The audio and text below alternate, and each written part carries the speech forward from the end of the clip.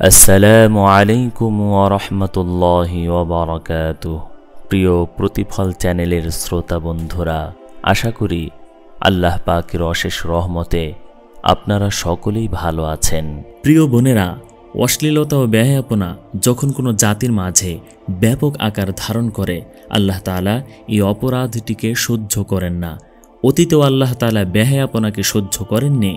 উম্মতের নসিহতের জন্য আল্লাহ পবিত্র কোরআনে এমন অনেক ঘটনা বর্ণনা করেছেন। সবচেয়ে বেশি বেহায়া জাতি ছিল হযরত লূত আলাইহিস সালামের সম্প্রদায়। আল্লাহ তাআলা এই বেহায়াপনাকে সহ্য করেননি। 5 প্রকার গজব দিয়ে তাদের ধ্বংস করে দিয়েছিলেন। আমি কওমে লূতের সেই অভিশপ্ত অঞ্চলটি ঘুরে এসেছি। সেটি মানুষের জন্য একটি নিদর্শন। মানুষ যেন সেই ধ্বংসপ্রাপ্ত স্থানটি দেখে শিক্ষা গ্রহণ করে। আজ এই মানবতা অশ্লীলতা ও বেহায়াপনার কারণে লূত আলাইহিস সালামের সম্প্রদায়ের মতো পরিণতির পুরোপুরি যোগ্য হয়ে গেছে। আল্লাহর গজব গর্জন করে ফিরছে। বর্ষিত হওয়া সময়ের ব্যাপার মাত্র। এই অশ্লীলতা ও বেহায়াপনা থেকে যদি তওবা না করা হয়, তাহলে আল্লাহ এই সমাজকে ধ্বংস করে দিবেন। একে ধুয়ে মুছে পরিষ্কার করবেন। আল্লাহ তার ধরণীকে অপবিত্র থাকতে দেবেন না। আল্লাহ আগেও ছিলেন, এখনও আছেন। আইন আগেও যেমন ছিল সেটি এখনও আছে। আল্লাহ তাআলা বেহায়াদের থেকে জমিনকে পবিত্র করবেন, শালীন ও সভ্য সমাজ নিয়ে আসবেন। চরিত্রবতী সতী সাধী নারীদের দিয়ে আবার ধরণীকে পবিত্র করবেন। চরিত্রবান পুরুষ নারী সৃষ্টি করবেন। তাই বলছি, আল্লাহর ওয়াস্তে তওবা করুন। যে বিপদ গজব ধেয়ে আসছে তা খুবই ভয়াবহ, মর্মান্তিক হবে। আল্লাহ কুফর সহ্য করেন না। ওজনে কম দেওয়া সহ্য করেন, নামাজ ত্যাগ সহ্য করেন, রোজা না রাখা সহ্য করেন, কিন্তু কসম আল্লাহর, আল্লাহ অসৎ ও অশালীন সমাজ সহ্য করেন না। এই পৃথিবী আল্লাহর, এখানে তার হুকুমই চলবে।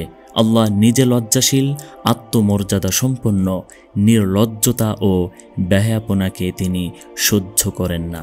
প্রিয় মুসলিম ভাই ও বোনেরা, আপনাদের মতামত আমাদের কাছে অত্যন্ত গুরুত্বপূর্ণ। কারণ আপনার মতামত আমাদেরকে সাহস যোগায়, উৎসাহ যোগায়। বিশেষ করে এই মুহূর্তে আপনার মতামত আরও বেশি গুরুত্বপূর্ণ। আপনার মতামত ছাড়া চ্যানেলটিকে নিয়ে সামনে আগানো আমাদের জন্য কষ্টসাধ্য হয়ে যাচ্ছে। তাই দয়া করে আপনার মূল্যবান মতামত কমেন্টে তুলে ধরুন। আল্লাহ তাআলা মুসলিম নারীদেরকে পর্দার হুকুম দিয়েছেন, আর পুরুষদের বলেছেন দৃষ্টি অবনত রাখো। আর মহিলাদেরকে দৃষ্টি অবনত রাখার সাথে পর্দা করারও আদেশ দেওয়া হয়েছে। দৃষ্টি অবনত রাখো, পর্দাও করো। সমস্ত কোরআনে কারিমে কোথাও মহিলাদের নাম উল্লেখ করেননি, শুধুমাত্র হযরত মারিয়াম আলাইহিস সালামের নাম ছাড়া। চাই নেককার হোক, চাই বদকার, আল্লাহ পাক সকল মহিলাদের নাম পর্দায় রেখেছেন। কোরআনে হযরত ইউসুফ আলাইহিস সালামের ঘটনা উল্লেখ করেছেন, কিন্তু জুলাইখার নাম উল্লেখ করেননি। উল্লেখ করতে পারতেন, কিন্তু উল্লেখ করেননি। বলা হয়েছে আজিজের স্ত্রী। হযরত আসিয়া অনেক উঁচু মানের নারী ছিলেন, ফিরআউনের স্ত্রী, ঈমানওয়ালা নারী, ফাঁসিতে ঝুলেছেন, কিন্তু ঈমান ত্যাগ করেননি। আল্লাহ তার নাম উল্লেখ করতে পারতেন, কিন্তু করেননি। বলেছেন ফিরআউনের স্ত্রী। এমনভাবে হযরত লূত আলাইহিস সালামের স্ত্রী, নূহ আলাইহিস সালামের স্ত্রী, ইব্রাহিম আলাইহিস সালামের স্ত্রী, নাম নেই, কারো নাম উল্লেখ করেননি। এখানে আমি কয়েকটি উদাহরণ দিলাম। 30 পারা কোরআনে শুধু মারিয়াম আলাইহিস সালামের নাম আছে, আর কোনো মহিলার নাম নেই। আলোচনা আছে, কিন্তু নাম নেই। মারিয়াম আলাইহিস সালামের নাম উল্লেখ করা হয়েছে বিশেষ এক কারণে। একদল মানুষ মারিয়ামের পুত্র ঈসা আলাইহিস সালামকে আল্লাহর পুত্র বলে আখ্যা দিয়েছিল। ওয়াকালাতিন নাসারা মাসীহ ইবনুল্লাহ, নাসারারা বলেছে মাসীহ আল্লাহর পুত্র। খ্রিস্টানরা ঈসা আলাইহিস সালামকে আল্লাহর পুত্র মনে করে। এই অপবাদকে খণ্ডন করতে আল্লাহ তাআলা ঘোষণা দিলেন, যালিকা ঈসা ইবনু মারইয়াম, না না না, ও তো মারিয়ামের পুত্র ঈসা। তো বিষয়টা খোলাসা করার প্রয়োজন ছিল, তাই আল্লাহ মারিয়াম নামটা উল্লেখ করেছেন। অন্যথায় আল্লাহ পাক পবিত্র কোরআনে নেককার বদকার কোনো মহিলার নামই উল্লেখ করেননি। একান্ত প্রয়োজন ছাড়া মহিলাদের নাম প্রকাশ করাও আল্লাহ তাআলার পছন্দ নয়। তাহলে যে আল্লাহ মহিলাদের নামটি পর্দায় রাখা পছন্দ করেছেন, সে আল্লাহ কিভাবে পছন্দ করবেন যে মহিলারা চেহারা খুলে বাইরে ঘুরবে? অনেকে বলেন মনের পর্দাই বড় পর্দা। আরে মন তো আগে থেকে পর্দায় আছে, হাড় আছে, চামড়া আছে, গোশত আছে। আল্লাহ তাআলা কতগুলো আবরণের মাঝে মনকে লুকিয়ে রেখেছেন। পর্দা হয় চেহারার, আর মনকে রাখতে হয় পবিত্র। দুটি মিলে হবে পর্দা। চেহারা ঢাকার কথা এজন্য বলা হয়েছে যাতে পরপুরুষ তার চেহারা না দেখে। পুরুষের জন্য দৃষ্টি অবনত রাখার আদেশ দেওয়া হয়েছে, মহিলাদের জন্য আদেশ চেহারা ঢেকে রাখার। প্রিয় বোনেরা, আল্লাহর বিধান মেনে চলার মাঝেই মুক্তি। এটাই প্রকৃত সুখের জীবন। ইউরোপে গিয়ে দেখে আসুন, স্বাধীনতার নামে ইউরোপের নারীরা পোশাক ছড়ে ফেলেছে, কিন্তু এ যুগের সবচেয়ে নির্যাতিত নিপীড়িত হল ইউরোপের নারীরা, আমেরিকার নারীরা। তারা খেলনার মতো এক হাত থেকে আরেক হাতে ঘুরে বেড়ায়। 2-4টি সন্তান লালন পালন করার কথা ছিল যাদের, তারা আজ কত পুরুষের হাতের খেলনা। এ হলো স্বাধীনতা। তারা আজ নারী স্বাধীনতার নামে এয়ার হোস্টেজ হয়েছে। যাকে এক স্বামীর বৈধ দৃষ্টির জন্য তৈরি করা হয়েছিল, সে এখন 200 পুরুষদের কামনার দৃষ্টির শিকার। প্রত্যেকের প্রতি হাসি মুখে তাকাচ্ছে, তাদের পানি পান করাচ্ছে, চা পান করাচ্ছে, খানা খাওয়াচ্ছে। কোনো যাত্রী যদি অসদাচরণ করে তাও হাসি মুখে বরণ করে নিতে হচ্ছে। এ হলো নারী স্বাধীনতার রূপ, স্বাধীনতার ফলাফল। এ স্বাধীনতা নারীকে কি উপহার দিয়েছে? দিয়েছে অমর্যাদা ও গ্লানি। এ স্বাধীনতাই পুরুষকে দিয়েছে কামনা চরিতার্থ করার সুযোগ, আর তৈরি হয়েছে বেহায়া আর বেলিল্লাপনার পথ। অথচ ইসলাম নারীকে বসিয়েছে মর্যাদার আসনে, মানব সন্তানদের মানুষ রূপে গড়ে তোলার জন্য আদর্শ মা হিসেবে তৈরি করা হয়েছে। বাইরের কাজ পুরুষদের আর ঘরের কাজ নারীদের। মুসলমান নারীদের নমুনা হলো হযরত মুহাম্মদ সাল্লাল্লাহু আলাইহি ওয়াসাল্লামের পবিত্র স্ত্রীগণ। মুহাম্মদ সাল্লাল্লাহু আলাইহি ওয়াসাল্লামের স্ত্রীগণকে পবিত্র কোরআনে মর্যাদা দান করেছেন। পবিত্র কোরআনে মুহাম্মদ সাল্লাল্লাহু আলাইহি ওয়াসাল্লামের স্ত্রীদের 9টি বৈশিষ্ট্য বর্ণনা করেছেন। আমি আপনাদের তার একটি বৈশিষ্ট্যের কথা বলছি। আল্লাহ বলেন, ইয়া নিসা আন-নাবিয়্যি লাস্তুন্না কা আহাদিম মিনান নিসা। হে নবীর স্ত্রীগণ, তোমরা সাধারণ মহিলাদের মতো নও। এর অর্থ হলো, হে নবীর স্ত্রীগণ, তোমাদের মতো নারী জগতে আর কেউ নেই। তোমরা এত মর্যাদাবান, শ্রেষ্ঠ, এত মহিমান্বিত, তোমাদের মতো মহিলা জগতে আর একজনও নেই। তাহলে যেসব মহিলা তাদের পেছনে চলবে তারাও তাদের মতোই মর্যাদার অধিকারী হয়ে জান্নাতে পৌঁছে যাবে। আর যদি আজকের বাজারি মহিলাদের মতো চলো তাহলে ধ্বংস ছাড়া কিছুই দেখবে না। ভবিষ্যতে খুবই অন্ধকার ও ভয়াবহ পরিণাম অপেক্ষা করছে। একদিন উটের পিঠে ফজল ইবনে আব্বাস রাদিয়াল্লাহু তাআলা আনহু রাসূলুল্লাহ সাল্লাল্লাহু আলাইহি ওয়াসাল্লামের কোমরের সাথে লেগে বসে আছেন। হজের সময় উট মিনায় প্রবেশ করল। এক মহিলা এলো মাসালা জিজ্ঞেস করতে। মুখটা খোলা ছিল, যেহেতু ইহরাম অবস্থায় ছিল তাই মহিলার ঘুমটা ছিল না। মহিলা মাসালা জিজ্ঞেস করতে শুরু করল। নবীজি সাল্লাল্লাহু আলাইহি ওয়াসাল্লাম ফজল ইবনে আব্বাসের চেহারা ধরে পিছনের দিকে ঘুরিয়ে দিলেন যাতে মহিলার দিকে দৃষ্টি না পড়ে। ফজল রাদিয়াল্লাহু তাআলা আনহুর পিতা হযরত আব্বাস রাদিয়াল্লাহু তাআলা আনহু, নবীজির চাচা, সেখানে উপস্থিত ছিলেন। মহিলা কথা বলে চলে গেল। হযরত আব্বাস রাদিয়াল্লাহু তাআলা আনহু বললেন, হে আল্লাহর রাসূল, আপনি আপনার ভাইয়ের মুখটা এভাবে পিছনে ঘুরিয়ে দিলেন? রাসূলুল্লাহ সাল্লাল্লাহু আলাইহি ওয়াসাল্লাম বললেন, দুজনই সুশ্রী কিনা, তাই এমনটা করলাম। আমার মনে আশঙ্কা জেগেছিল পাছে শয়তান আবার এদের বিভ্রান্ত করে ফেলে কিনা। এই ঘটনা, এই নীতির মাধ্যমে নবীজি সাল্লাল্লাহু আলাইহি ওয়াসাল্লাম বোঝাতে চেয়েছেন, ওহে বিশ্বের মুসলমান নারী ও পুরুষরা, আমি এমন পবিত্র মনের মানুষগুলোর মধ্যেও এমন সাবধানতা অবলম্বন করিয়েছি, আর তোমরা কি করছো? সাবধান হও। প্রিয় বোনেরা, আল্লাহ তাআলা এ দুনিয়া অযথা তৈরি করেননি, খেলতামাশার জন্য তৈরি করেননি, আর আমাদেরকেও অনর্থক সৃষ্টি করেননি।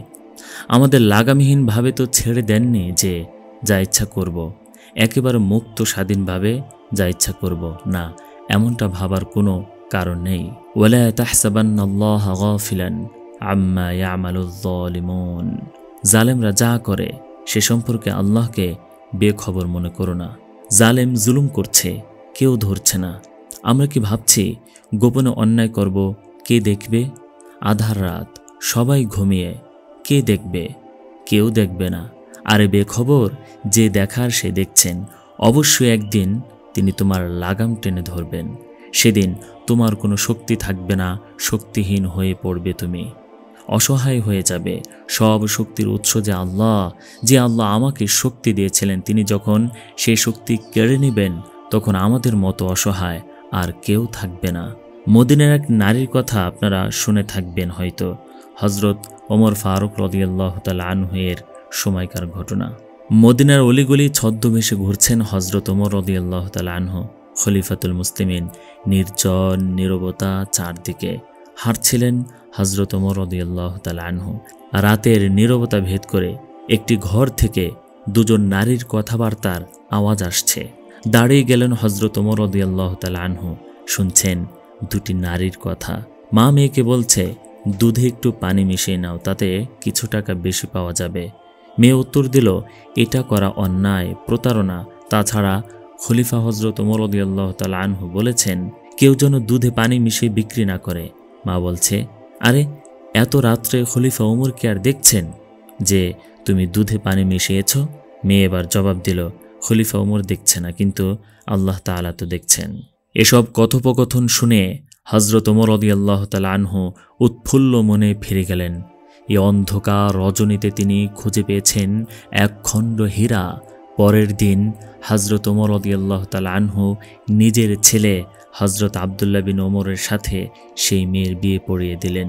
দেখুন সেই সময়কার নারী ইমানের ভিত্তি কত মজবুত ছিল।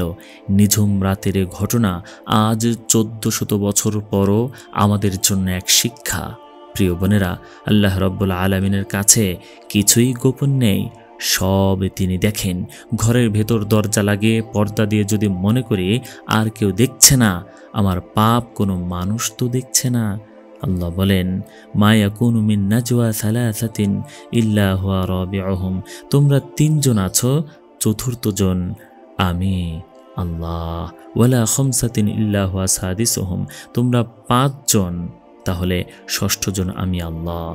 ওয়ালা আদনা মিন যালিক, তার থেকে কম 3, 2, 1, তারও বেশি 5000। ইল্লা হুয়া মাআহুম আইনামা কানু, আল্লাহ তোমাদের সাথে আছেন। সুম্মা ইউনাব্বিউহুম বিমা আমিলু, তুমি গোপনে যা কিছু করেছ একদিন তা তোমাকে দেখিয়ে দেব যে তুমি কি কি করেছ। আস্তে কথা বলছো, তাও আল্লাহ শুনছেন। তোমাদের অন্তরের কথাও তিনি জানেন। আর কিছু কথা এমন আছে যা মানুষ শুধু কল্পনা করে, তাও আল্লাহ শুনেন।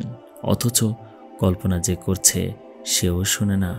মানুষের মনের কল্পনা সে নিজেও কানে শোনে না, শুধু কল্পনা করে। আল্লাহ তাআলা কিভাবে শুনলেন? এটাকে হাদিসে নফস বলে। আল্লাহ তাআলা বলেন, তুমি যে নিজে নিজে কল্পনা করছো আমি তাও শুনি। তাহলে বলুন, মহান আল্লাহ রব্বুল আলামিনের কাছ থেকে কিভাবে গোপন রাখবেন? লুকাবার কি কোনো পথ আছে? নেই। আপনি কারো দিকে খারাপ নজরে তাকিয়েছেন, কারো দিকে ভালো নজরে তাকিয়েছেন। আপনার মনের খবর তো কেউ জানে না, শুধু আল্লাহ জানেন। আপনার চোখ মন্দটা দেখছে, আল্লাহ তাআলা তাও দেখছেন। নজরের খারাপের কারণে অন্তরেও খারাপ ধারণা, মন্দ আকাঙ্ক্ষা তৈরি হয়েছে, এটাও আল্লাহর দৃষ্টির মধ্যে। এসব আল্লাহ তাআলা দেখছেন। সম্মানিত লোকগণ, কিরামান কাতিবিন, তারা রেকর্ড করছেন। মানুষ যা করছে প্রকাশ্যে, গোপনে, মনে মনে, এমন তো নয় যে অন্ধকার আল্লাহ তাআলা দেখবেন না, অথবা জোরে জোরে উচ্চস্বরে বললেই আল্লাহ শুনবেন না, এমন নয়। তুমি জোরে বলো আর আস্তে বলো, আল্লাহ সব শুনেন। যা তুমি রাতের আধারে করছো, যা তুমি দিনের আলোয় করছো। প্রিয় বোনেরা, আমাদের চরিত্র সুন্দর করতে হবে, আমল ঠিক করতে হবে। আল্লাহ তাআলা পবিত্র কোরআনের জায়গায় জায়গায় পূর্ববর্তী উম্মতগণের কথা বলেছেন। তাদের ঘটনা বর্ণনা করার উদ্দেশ্য শুধু নয়, বরং আমাদের সতর্ক করেছেন যেন আমরা আমাদের আচরণ, আমাদের জীবনাচার সুন্দর করি। মহান আল্লাহ রব্বুল আলামিন পবিত্র কোরআনে আমাদের পূর্বের উম্মতদের ঘটনা বর্ণনা করেছেন আর সতর্ক করেছেন আমরা শেষ জামানার উম্মতরা যেন সেই পরিণতির দিকে না যাই। আল্লাহ রব্বুল আলামিন বলেছেন, এক জাতি ছিল কওমে নূহ আলাইহিস সালামের জাতি, যারা এ জমিনকে অন্যায়ের অবিচার দ্বারা ভরে ফেলেছিল।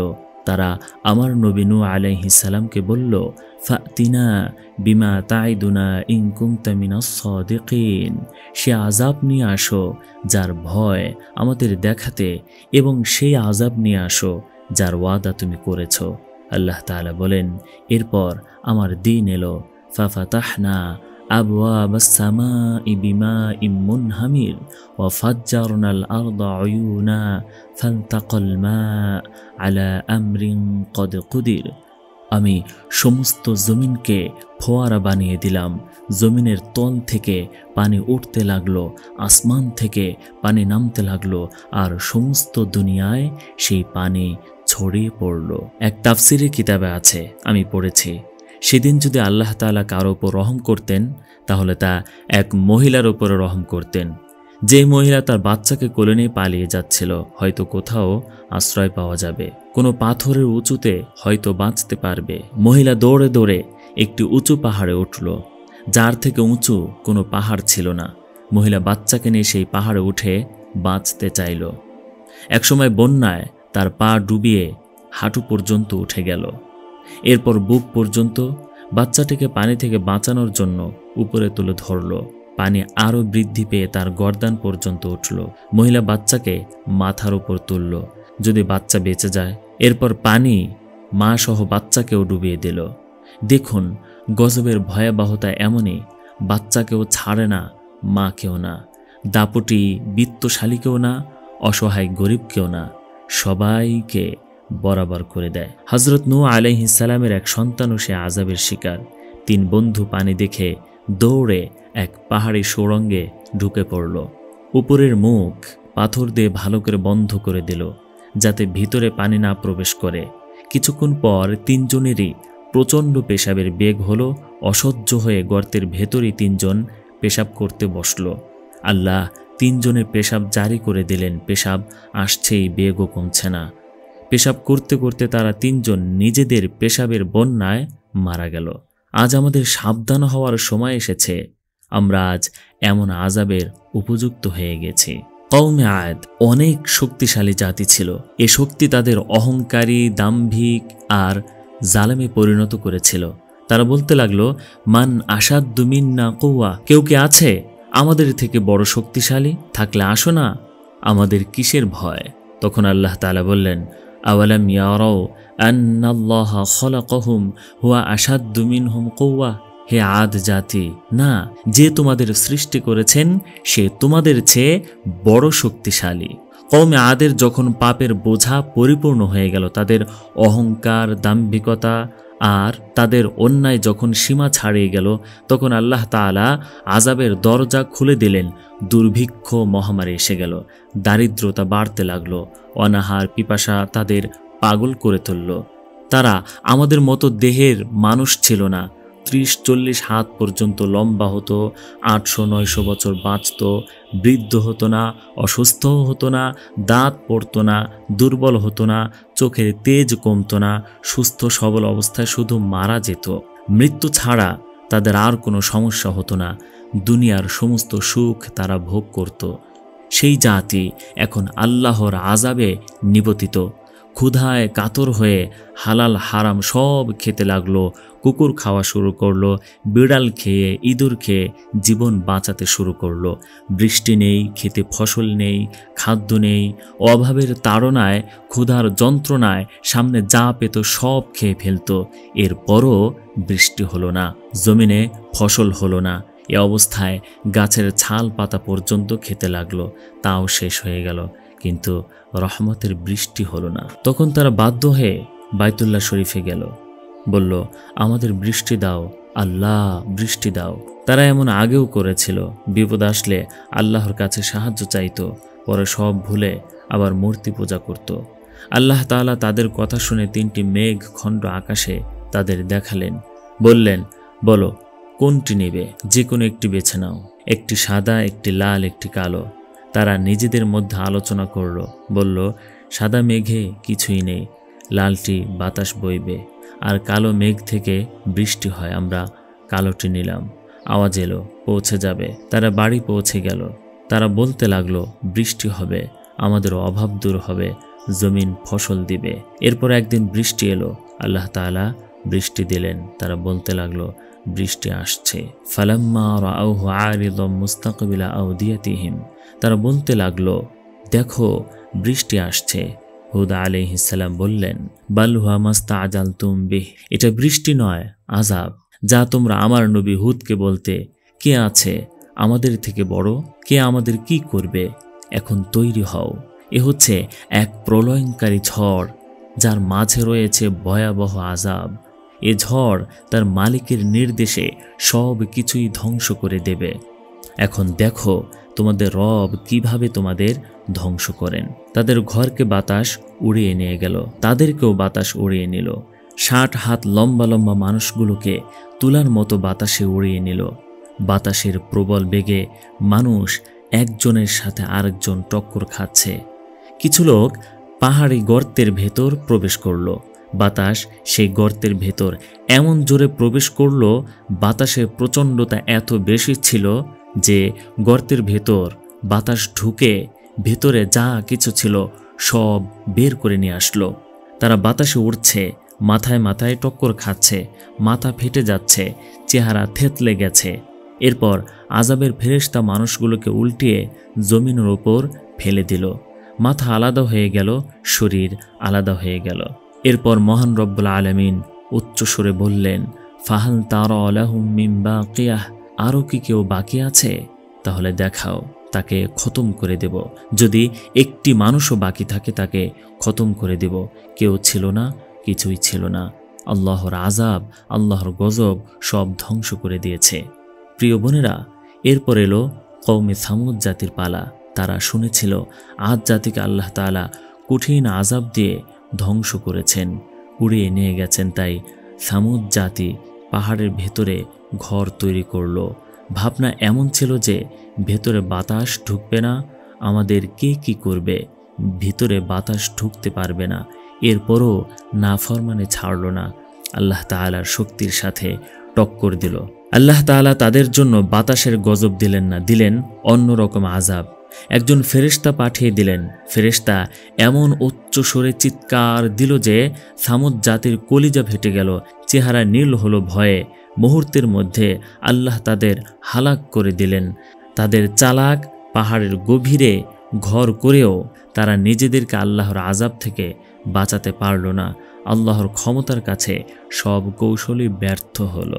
এরপর আল্লাহ পাক রব্বুল আলামিন পবিত্র কোরআনে শুআয়ব আলাইহিস সালামের কওমের কথা বর্ণনা করেছেন। সে কওম ব্যবসা বাণিজ্যে খুব দক্ষ ছিল, বেচাকেনায় প্রতারণা করত, ওজনে কম দিত, মন্দ জিনিস ভালো বলে বিক্রি করত। ক্রেতা চিন্তা করত বিক্রেতাকে কিভাবে ঠকানো যায়, আর বিক্রেতা চিন্তা করত ক্রেতাকে কিভাবে ঠকিয়ে খাওয়া যায়। আজ আমাদের মাঝে যা হচ্ছে তা সেই সময়ও হতো। সে জাতি এভাবে প্রতারণার চালাকি করে সমস্ত পৃথিবীর ব্যবসাকে কবজা করে নিল। এসব দেখে হযরত শুআয়ব আলাইহিস সালাম তাদের বললেন, তোমরা এমন কাজ থেকে বিরত হও, ফিরে আসো, ওজন সঠিক করো, ওজন কম করো না। তারা জবাব দিল, হে শুআয়ব, তুমি মসজিদে চলে যাও, আমাদের ব্যবসায় নাক গলাতে এসো না। তুমি বলতে চাও আমরা আমাদের বাপ দাদাদের তরিকা ছেড়ে দেই, আর আমরা আমাদের ব্যবসার নিয়ম তোমার কথা মতো চালাই? আমরা আমাদের বাপ দাদাদের নিয়ম মতো চলব। আজ যেমন ইমাম সাহেব যদি বলেন, ভাইরা এটা করবেন না, ওটা করা মন্দ, মা বোনদের পর্দায় রাখুন, বেপর্দা হয়ে রাস্তায় চলবে না, গান বাদ্য শুনবেন না, তাহলে চারদিকে সেই ইমাম সাহেবের বিরুদ্ধে গর্জে ওঠে শত শত কণ্ঠ। বলে, আপনি নামাজ পড়াবেন, বেশি কথা বলার জন্য আপনাকে ইমাম হিসেবে নিয়োগ দেয়নি। আপনারা মৌলভীরাই সমাজটাকে পিছিয়ে রেখেছেন, মেয়েদেরকে ঘরে বন্দি করে রাখতে চান, আরও কত রকমের যুক্তি বাহানা গালমন্দ এখন ভাবুন তো আমাদের আচরণগুলো কওমে শুআয়বের আচরণের মতো হচ্ছে কিনা। তারা বলল, হে শুআয়ব, আপনার নামাজ কি আপনাকে এটাই শিক্ষা দেয় যে আমরা ওই সব উপাস্যদেরকে পরিত্যাগ করব, আমাদের বাপ দাদারা যাদের উপাসনা করত, অথবা আমাদের ধন সম্পদে ইচ্ছা মতো যা কিছু করে থাকি তা ছেড়ে দেব? হে শুআয়ব, তুমি নিজের ঘরে বসে থাকো, আমাদেরকে তোমার ওয়াজ করতে হবে না, আমাদেরকে নিজের ব্যবসা করতে দাও। এরপর আল্লাহ তাআলা তাদের জন্য 3টে আযাব প্রেরণ করলেন। 1, ভূমিকম্প, 2, ভয়ঙ্কর চিৎকার, 3, আগুনের বৃষ্টি। আমাদের জামাত কওমে শুআয়বের এলাকায় গিয়েছিল। সে অঞ্চল এমন ঠান্ডা যে আমরা যখন গেলাম তখন সেখানে 3 ফুট বরফে ঢাকা ছিল। আল্লাহ তাআলা তাদের ওপর গরম বাতাস ছেড়ে দিলেন। গরমে তাদের দেহ ঝলসে গেল, ফোস্কা পড়ে গেল। এরপর আল্লাহ তাআলা তাদের ওপর ঠান্ডা বাতাস ছেড়ে দিলেন। প্রচণ্ড গরমে অস্থির সে জাতি যখন বুঝল ঠান্ডা বাতাস বইছে, তারা বাইরে এলো, বলতে লাগলো, আহ কি আনন্দ, ঠান্ডা বাতাস বইছে। আকাশে কালো মেঘ জমেছিল। এ দেখে তারা আনন্দিত হয়ে বলতে লাগলো, আহ বৃষ্টি আসছে। এ সময়ে জমিনে ভূমিকম্প সৃষ্টি হলো, সাথে ফেরেশতার বিকট চিৎকার, আর আকাশের কালো মেঘ লাল হয়ে উঠল। এরপর তা থেকে বড় আগুনের খণ্ড পড়তে লাগলো এবং সমস্ত জাতিকে এবং সে অঞ্চলকে জ্বালিয়ে শেষ করে দিলেন। প্রিয় বোনেরা, আজ আমাদের অবস্থা কি? আমরা কোন পথে চলছি? কওমে লূত, কওমে আদ, কওমে সামুদের চেয়ে পাপের বোঝা আমরা কি কম বহন করছি? আজ আমাদের সমাজ, আমাদের চালচলন তো এমন পর্যায়ে পৌঁছেছে যে আমরা আল্লাহর গজবকে ডেকে আনছি। মানুষ এখন আল্লাহর অবাধ্যতার সীমা ছাড়িয়ে যাচ্ছে। মহিলারা পর্দার পরোয়া করছে না, এমন পোশাক পরছে যা পুরুষের কামনাকে উস্কে দিচ্ছে। নারী পুরুষ বাধাহীন মেলামেশা করছে। বড় বড় গুনাহ করেও অন্তরে অনুশোচনা আসছে না, অন্তরে আযাবের ভয় নেই, তাই রহমতের দুয়ার রুদ্ধ হয়ে গেছে। নিশ্চয়ই কান, চোখ, প্রত্যেকটা অঙ্গ জিজ্ঞাসিত হবে এবং আল্লাহ তাআলা ঘোষণা করছেন যে আমার কাছে হিসাব করে আসবে। তোমার চোখকে জিজ্ঞেস করব, কি দেখে এসেছো, কি অনুভূতি নিয়ে এসেছো, এবং সেদিন এই চোখের উপর তোমার কোনো শক্তি চলবে না, বরং আমার নির্দেশে সে কথা বলতে থাকবে। শরীরের প্রত্যেকটি অঙ্গ প্রত্যঙ্গ কথা বলবে এবং তুমি এটা বলবে যে, হে আমার শরীরের অঙ্গ, তোমার কি হলো? তুমি আমার বিরুদ্ধে সাক্ষী দিচ্ছ। তখন শরীরের অঙ্গ প্রত্যঙ্গ জবাব দিবে, আনতাকানাল্লাহুল্লাযী আনতাকা কুল্লা শাইইন। আমি কি করব? আমাকে তো তিনি বলাচ্ছেন, যিনি সমস্ত জিনিসের শক্তিদাতা। বান্দা বলবে, সালাকাকুন্না ইন কুনতা আনাবিল। তোমার কারণেই তো আমি আল্লাহর অবাধ্য হয়েছিলাম, আর আজ তুমি আমার বিপক্ষে চলে গেছো। আল-ইয়াওমা নাখতিমু আলা আফওয়াহিহিম ওয়া তুকাল্লিমুনা আইদিহিম ওয়া তাশহাদু আরজুলুহুম বিমা কানু ইয়াকসিবুন। আজ তোমার জবান আমি বন্ধ করে দেব, তোমার হাত পা তোমার কৃতকর্মগুলো ব্যাখ্যা করবে। দেখুন এখন যে অবস্থায় দুনিয়ার নারী পুরুষরা চলছে, তাতে তারা মনে হয় ভাবছে যে আমাদের ব্যাপারে কেউ খবর রাখছে না, কেউ দেখছে না। না, এটা ভাবার কোনো কারণ নেই।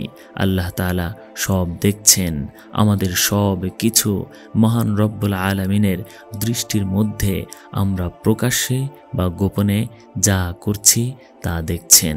তাহলে কেন আমরা মাত্র কয়েক মুহূর্তের জীবনের জন্য আল্লাহকে ভুলে দুনিয়ার মায়ায় এমনভাবে আটকে আছি? আখিরাতের জীবন সম্পর্কে উদাসীন হয়ে গেছি, চিরস্থায়ী নিবাস পরকাল ভুলে গেছি। আমাদের পাপের কারণে আল্লাহর আযাব আসতে পারে, তার সম্পর্কেও আমরা উদাসীন। ওয়ালা তাহসাবান্নাল্লাহা গাফিলান আম্মা ইয়ামালুয যালিমুন। বলে দিন আমার বান্দাবান্দীদেরকে, মহিলা পুরুষকে, যা কিছু তোমরা করো আমি সে ব্যাপারে বেখবর নই।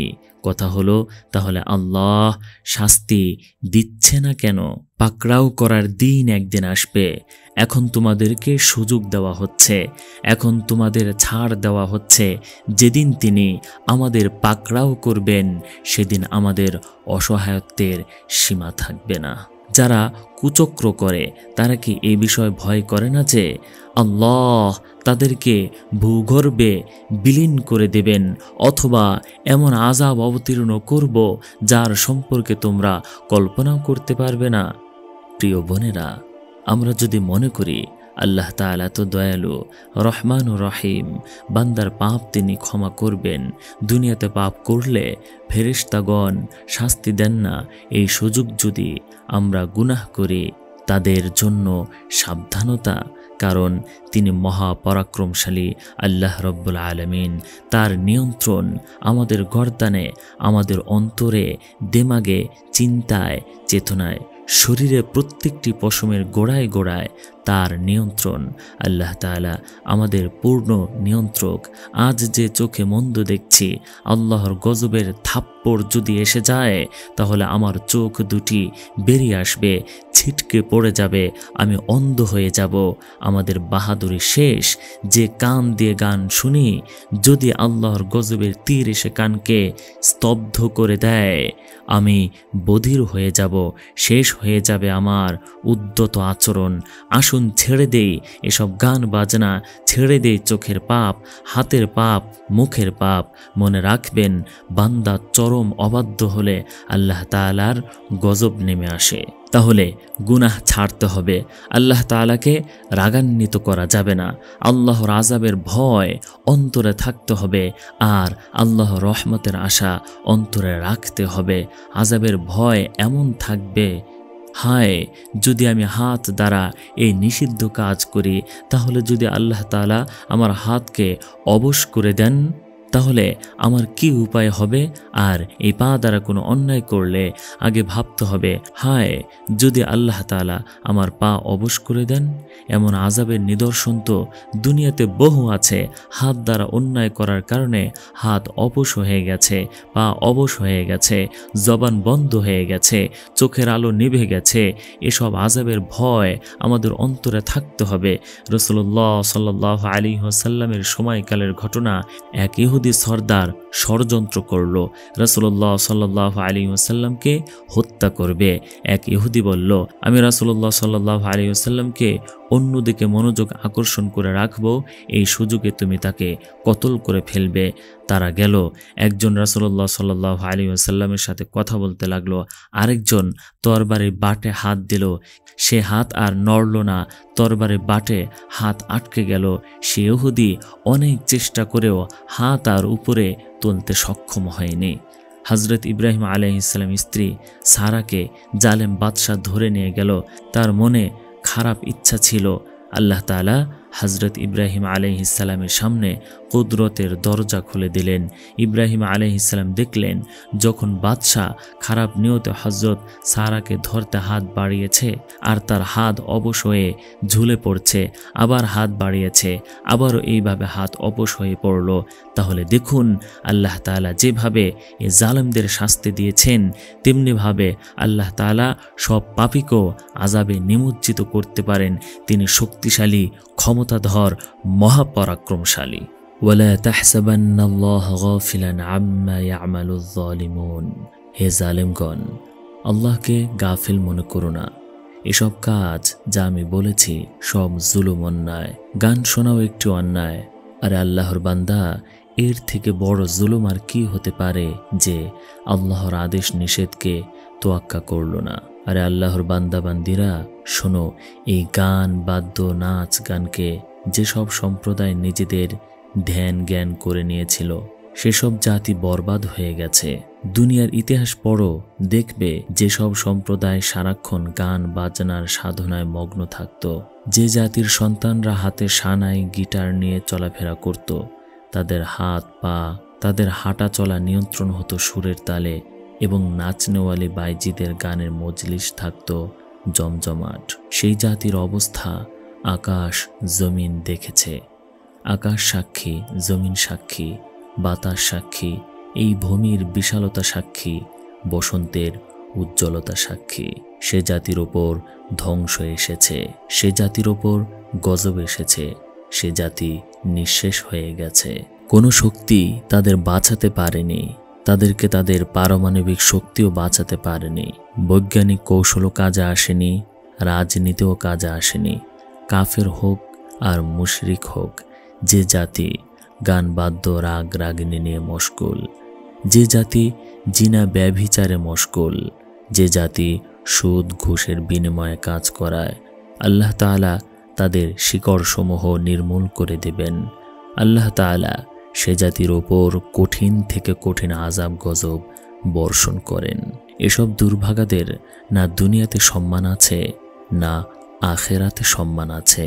প্রিয় বোনেরা, আজ আমাদের মাঝে নানা রকমের হারাম কাজ বিনা দ্বিধায় পালন করা হচ্ছে। হারামটাকে হারামই মনে করছে না, কানে ইয়ারফোন লাগিয়ে গান শুনছে আর রাস্তায় হাঁটছে। ছেলে মেয়ে সবারই এক অবস্থা। নামাজের খবর নেই, পর্দার তোয়াক্কা করে না। ও আল্লাহ, তোমার বান্দাদের রহম করো। প্রিয় বোনেরা, এই কান দুটিকে হারাম শোনা থেকে বাঁচাতে হবে। তাহলে জগতের প্রতিটা বালুকণা যে আল্লাহ আল্লাহ তসবিহ জপে তা শুনতে পাবেন। শুনতে পাবেন প্রতিটি গাছ, গাছের পাতা, এক একটি পাথর, এক একটি পাহাড়, এক একটি ইট কিভাবে মহান আল্লাহর নামে জিকির করে। এই কানকে যে হারাম থেকে বাঁচাবে, এই চোখ জোড়াকে যদি হারাম দেখা থেকে বাঁচানো যায়, এই জবানকে হারাম বলা থেকে বাঁচাবে, এই পেটকে যে হারাম খাওয়া থেকে বাঁচাবে, তার জন্য দুনিয়া ও আখিরাতে রয়েছে মর্যাদাপূর্ণ পুরস্কার। প্রিয় বোনেরা, আল্লাহকে অসন্তুষ্ট করা যাবে না। এমন দয়াময় রবকে না মানা, তার আনুগত্য না করা অনেক বড় অকৃতজ্ঞতা। বরবাদ হওয়ার জন্য এটাই যথেষ্ট। আল্লাহ তাআলা কারো উপর জুলুম করেন না, আমরা নিজেরাই নিজেদের ওপর জুলুম করছি। আল্লাহর প্রভুত্ব, তার বড়ত্ব সব সময় চলতে থাকবে। তাহলে আমাদের অবশ্যই তার গোলামি মেনে নিতে হবে। সমস্ত পাপ থেকে, তার নাফরমানি থেকে খাঁটি মনে তওবা করতে হবে। আল্লাহ রব্বুল আলামিন বান্দার তওবার অপেক্ষায় থাকেন। বাচ্চা মাকে হারালে যেভাবে তড়পায়, ছটফট করে, তেমনিভাবে আল্লাহর অবাধ্য হলে বান্দাহর ততটুকুই পেরেশান হওয়া উচিত। হারানো সন্তান ফিরে পাওয়ার জন্য মা যতটুকু পেরেশানির সাথে অপেক্ষা করে, আল্লাহ তাআলাও গুনাহগার বান্দার তওবার মাধ্যমে ফিরে আসার জন্য আরও বেশি অপেক্ষায় থাকেন। প্রিয়জন হারিয়ে গেলে মানুষ যেমন প্রতি মুহূর্তে তার ফিরে আসার জন্য পথ চেয়ে থাকে, মা সন্তানের শোকে রাতে ঘুমায় না, স্ত্রী স্বামীর অপেক্ষায় নির্ঘুম রাত পার করে। মা ভাবে, এই বুঝি আমার কলিজার টুকরা সন্তান এসে পড়ল। মনে হয় যেন সন্তান তাকে ডাকছে, তার পায়ের আওয়াজ কানে আসছে। এর চেয়ে বেশি আল্লাহ পাক অবাধ্য বান্দার জন্য অপেক্ষা করেন। আসো আমার বান্দা, তোমার জন্য আমার রহমতের দরজা খোলা, ফিরে আসো। আমার ক্ষমার দৃষ্টান্ত অনেক বড়, তুমি শুদ্ধ হয়ে আসো, তওবা করো, এরপর দেখো তোমার আমার সম্পর্ক কেমন হয়। সবার সাথে তো সম্পর্ক করে দেখেছো, এবার আমার সাথে সম্পর্ক করে দেখো। কত রঙিন রঙেই তো জীবনকে সাজিয়েছ, এবার নবীর আদর্শে জীবনকে সাজাও, দেখো কেমন লাগে। আল্লাহ তাআলা বলছেন যে আমার দিকে আসলো, আমি আগে বেড়ে তার সাথে মিলিত হব। এমন নয় যে আমার দিক থেকে মুখ ফিরিয়ে নেয়, আমি তার দিক থেকে 10 বার মুখ ফিরিয়ে নেই। আল্লাহ তাআলা বলেন যে আমার দিক থেকে মুখ ফিরিয়ে নেয়, আমি তার খুব নিকটে গিয়ে তার কাঁধ ধরে ডাকি, হে আমার বান্দা, কোথায় যাচ্ছ? কোরআনে ইরশাদ হচ্ছে, ইয়া আইয়ুহাল ইনসান মা গররাকা বিরব্বিকাল কারীম, হে মানুষ, কে তোমাকে তোমার মহান পালনকর্তা সম্পর্কে বিভ্রান্ত করলো? কেন তুমি তোমার পালনকর্তাকে ছেড়ে চলে যাচ্ছ? আল্লাহকে ফেলে মানুষের গোলামি কবুল করছো। ইমানদার নারী যখন সেজদার জন্য মাথা জমিনে ঠেকায়, ইমানদার পুরুষ যখন সেজদার জন্য মাথা জমিনে রাখে এবং তার চোখ থেকে ফোঁটা ফোঁটা পানি যখন জমিনে পড়ে, এতে জমিন সিক্ত হয়। 40 দিনের বৃষ্টিও জমিনকে এতটুকু শীতল করতে পারে না যতটুকু বান্দা তার অনুতাপের অস্ত্র দিয়ে জমিনকে সিক্ত করে। 40 দিনের বৃষ্টিতে জমিনের 10 হাত গভীরে পানি পৌঁছে, আর বান্দার অনুতাপের অস্ত্র পাতাল পর্যন্ত পৌঁছে যায়, সিক্ত করে। অথচ এ জমিন আজ তড় পাচ্ছে, কাঁদছে। আল্লাহর বান্দাগণ গভীর রজনীতে মহান রব্বুল আলামিনের দরবারে অনুতপ্ত হৃদয়ে চোখের অশ্রু ফেলে না, জমিনও সিক্ত হয় না। জমিনের অন্তর ফেটে যাচ্ছে ঘৃণায়, রাগে, ক্ষোভে। এজন্য যে এ জমিনের ওপর অনেক পরিমাণে গান গাওয়া হয়েছে, এ জমিনের ওপর খুব বেশি পরিমাণে নৃত্য করা হচ্ছে, তার উপর এত বেশি পরিমাণে জিনা করা হচ্ছে যে জমিন ধ্বংস হয়ে যাওয়ার জন্য প্রস্তুত হয়ে আছে। তার উপর এত বেশি পরিমাণ পিতামাতার অবাধ্য সন্তানে ভরে গেছে যে পাহাড়গুলো ভেঙে টুকরো টুকরো হয়ে যাওয়ার জন্য প্রস্তুত। এ জমিনের ওপর এমন সব জঘন্য পাপ সংঘটিত হচ্ছে যে আসমান ভেঙে পড়তে প্রস্তুত হয়ে আছে। প্রিয় বোনেরা, আমি আপনাদেরকে আল্লাহর ওয়াস্তে বলছি, সমস্ত পাপ থেকে ফিরে আসুন। এই জমিনকে আবাদ করতে হবে। এটা সেজদার জায়গা, নাচ গানের জায়গা নয়। আজ এমন কোনো বিবাহের অনুষ্ঠান নেই যেখানে নাচ গানের অনুষ্ঠান হয় না। ছেলে মেয়ে নাচছে, গায়ে হলুদের অনুষ্ঠান করছে। এগুলো না হলে এখন বিয়েতে জৌলুস আসে না। অথচ আমরা মুসলমান, কেউ হাজি সাহেব, কেউ হাজি সাহেবের স্ত্রী, কেউ মসজিদের মোতাওয়াল্লির বউ, কেউ কন্যা। একদিকে হিন্দুদের সাথে দুশ্মনী, জানের দুশ্মন, অথচ তাদের এই সব মন্দ রেওয়াজগুলো আমরা পালন করছি। আমাদের রসম রেওয়াজ, কুসংস্কার পরিহার করতে হবে। আজকাল তো দেখা যায় 5 ওয়াক্ত নামাজি, এমনকি তাহাজ্জুদ গুজার লোকের ঘরেও বিজাতীয় রেওয়াজগুলো কত যত্নের সাথে পালিত হয়, বেদাত করা হয়। বিয়ের অনুষ্ঠানে হিন্দুয়ানি রেওয়াজগুলো পালন করে আমরা কোন মুখে হিন্দুদের সাথে জিহাদের কথা বলি? এই গায়ে হলুদ, পান, চিনি অনুষ্ঠান কি কোনো মুসলমানের আবিষ্কার? না, এগুলো হিন্দুদের রেওয়াজ। কাফেরদের আচার অনুষ্ঠান সংস্কৃতিকে লালন পালন করা মুসলমানদের সাজে না। হযরত ফাতেমা রাদিয়াল্লাহু তাআলা আনহার বিবাহ কিভাবে হয়েছিল? হযরত ফাতেমা রাদিয়াল্লাহু তাআলা আনহা কে ছিলেন? জগতের শ্রেষ্ঠ কন্যা, সবচেয়ে মর্যাদা সম্পন্ন নারী, আল্লাহ রাসূলের কলিজার টুকরা, হৃদয়ের অংশ। আল্লাহ রাসূল সাল্লাল্লাহু আলাইহি ওয়াসাল্লাম বলেছেন, ফাতেমা আমার হৃদয়ের অংশ। যে ফাতেমাকে কষ্ট দিল সে আমাকে কষ্ট দিল। রাসূলুল্লাহ সাল্লাল্লাহু আলাইহি ওয়াসাল্লাম যখন জিহাদের জন্য রওনা দিতেন, একে একে সব কজন স্ত্রীর সাথে সাক্ষাৎ করতেন, হযরত ফাতেমার সাথে দেখা করতেন। সবার শেষে যখন ফিরে আসতেন তখন সর্বপ্রথম দেখা করতেন হযরত ফাতেমা রাদিয়াল্লাহু তাআলা আনহার সাথে। কেন? ফাতেমার সাথে বিরহের সময়টা যেন কম হয়। যে নারী নিজে জান্নাতি মহিলাদের সর্দার, যার 2 পুত্র হযরত হাসান হুসাইন রাদিয়াল্লাহু তাআলা আনহুমা জান্নাতি যুবকদের সর্দার, তার বিয়ের অনুষ্ঠানটির কথা চিন্তা করুন। সে বিয়েতে যদি গায়ে হলুদের অনুষ্ঠান হয়ে থাকে তাহলে প্রমাণ দিন। যদি মেহেদি উৎসব, গান বাজনা হয়ে থাকে তাহলে প্রমাণ নিয়ে আসুন।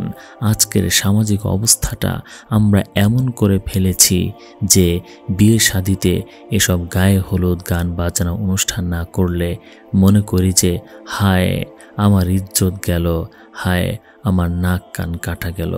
আসুন আমরা সেই সমাজকে বদলে ফেলে নিজেরা পরিবর্তন হয়ে যে সামাজিক পরিবেশে রাসূলুল্লাহ সাল্লাল্লাহু আলাইহি ওয়াসাল্লামের ইজ্জতকে মাটির সাথে মিশিয়ে দেয়, সেই সমাজের অনুসরণ করা মুসলমানের সাজে না। নিজের সাথে কত বড় অবিচার!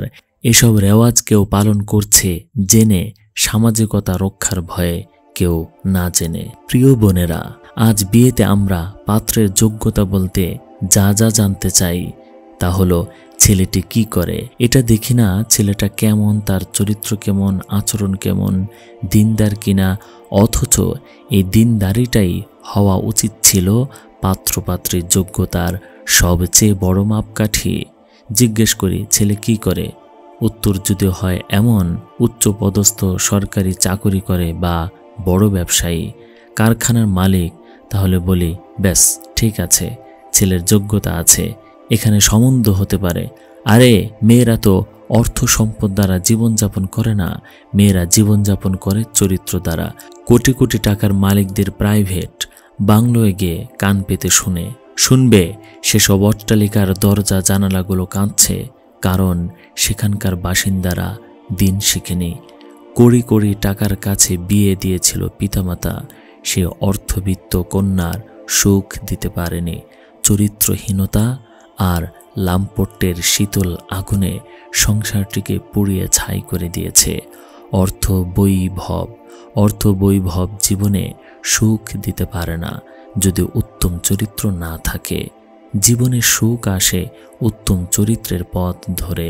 ভিডিওটি ভালো লেগে থাকলে লাইক করুন, শেয়ার করুন এবং চ্যানেলটি সাবস্ক্রাইব করে পাশে থাকা বেল আইকন বাটনটি অন করে রাখুন, যেন আপনার পছন্দের ভিডিও সবার আগে পৌঁছে যায় আপনার কাছে। কমেন্টে আপনার মূল্যবান মতামত তুলে ধরুন, যেন আপনার পছন্দ অনুযায়ী ভিডিও তৈরি করে আপনার কাছে পৌঁছে দিতে পারি।